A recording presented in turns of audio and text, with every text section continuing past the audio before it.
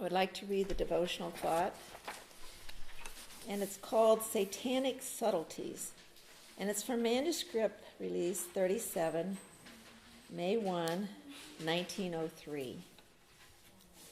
In all our dealings with one another, we are to reveal Christ.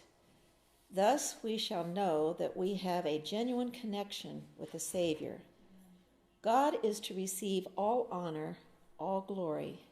When Christ shall appear, those who are united with him by living faith will be acknowledged by him. He will not be ashamed to call them brethren. The Lord, he is God, and beside him there is none else. When Satan can bring his craftiness to bear on human minds, deceptive influences are received as from heaven. If his deceptions are allowed to enter, many souls will be ensnared by them, before it is seen that they are not from God, but from the enemy of all righteousness. I assure you that it will be one of our perplexities to distinguish the genuine from the spurious. Deception steals in unawares, just as it stole into the heavenly courts.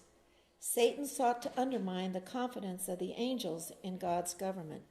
He desires the place occupied by Christ, having it in his mind that if he gained this position, to make an effort to take the place of God. Adroitly, he presented his suggestions to the angels, and many of them received these suggestions. He left his insinuations in their minds to develop. They, not as cautious as their leader, began to communicate their new theories. Satan was the originator of the doubts that they expressed, but he presented them as the opinions of a large number of angels, and as such, something that should be considered.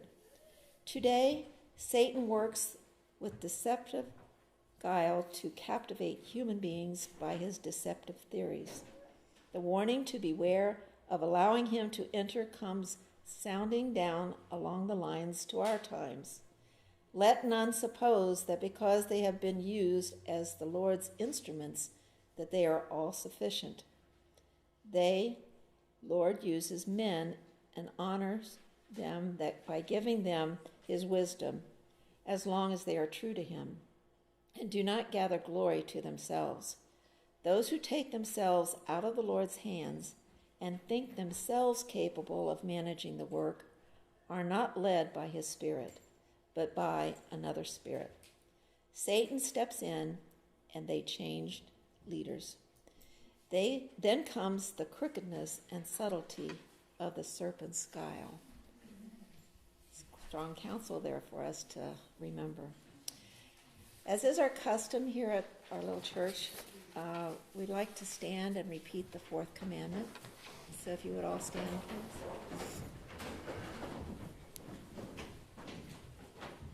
Remember the Sabbath day to keep it holy. 6 days shalt thou labor and do all thy work. But the seventh day is the Sabbath of the Lord thy God. In it thou shalt not do any work, thou, nor thy son, nor thy daughter, nor thy manservant, nor thy maidservant, nor thy cattle, nor thy stranger that is within thy gates. For in 6 days the Lord made heaven and earth, the sea and all that in them is, and rested the seventh day. Wherefore the Lord blessed the Sabbath day and hallowed it. You may be seated.